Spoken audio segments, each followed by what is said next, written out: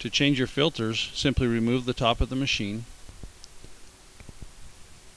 Pull forward the sign, it should pop right out, and turn off your main power switch. And you can remove the bottom door of the machine and set it in a place where it won't get knocked over. Turn off your main city water feed, and it will turn off the toggle switch while you're doing it. Push the little button on the top of the filter housing, that'll release the pressure out of the filters.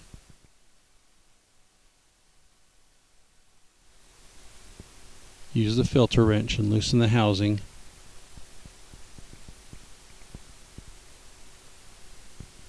When you turn the filter off, it's full of water, so it'll be a little bit heavy, so be careful, it might drop down.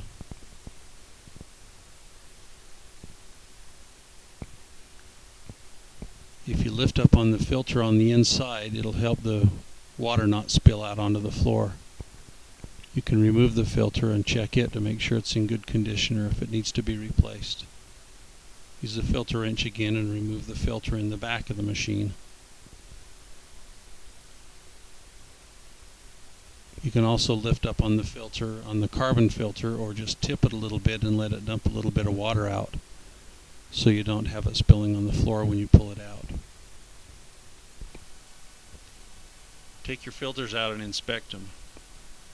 Make sure they're clean and that the housing's clean. Look in the bottom and take out the little rubber washer that's down in the bottom. Sometimes it stays on the filter, but usually it's down in the bottom.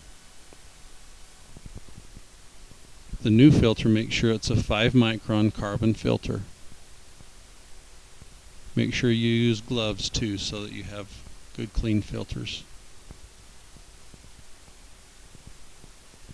I want to remove the top ring and place it down in the bottom of the filter housing so I know it goes in the right place.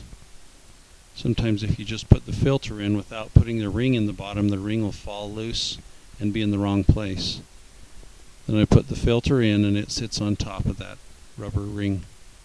Make sure the top also has a rubber ring, and inspect your O-ring to make sure it's good and the seat that it sits in is clean of any debris.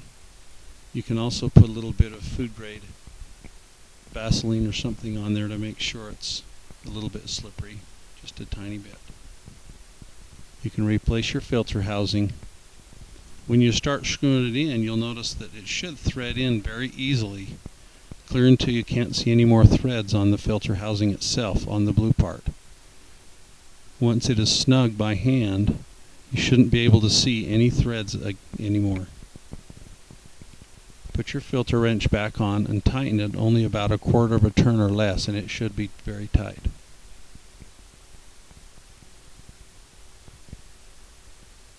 Inspect your filter housing for the sediment filter. Make sure there's no debris in it.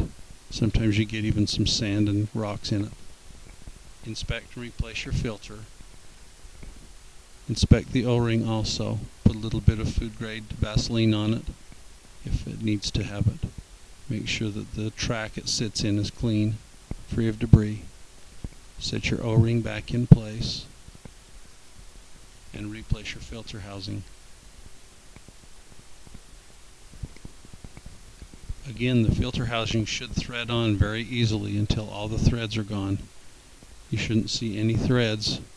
It should easily spin on. If it gets bound up, just loosen it and try again. Once it's hand tight again, just put your filter wrench on and tighten it about 1/4 of a turn or less. That should be ready to go. When you turn your machine back on, you'll notice some bubbles going through the flow gauges. That's normal. Check your screen on your spout coming down into the sump pump to make sure it doesn't need to be cleaned out. Turn on your main water feed again and turn on the toggle switch.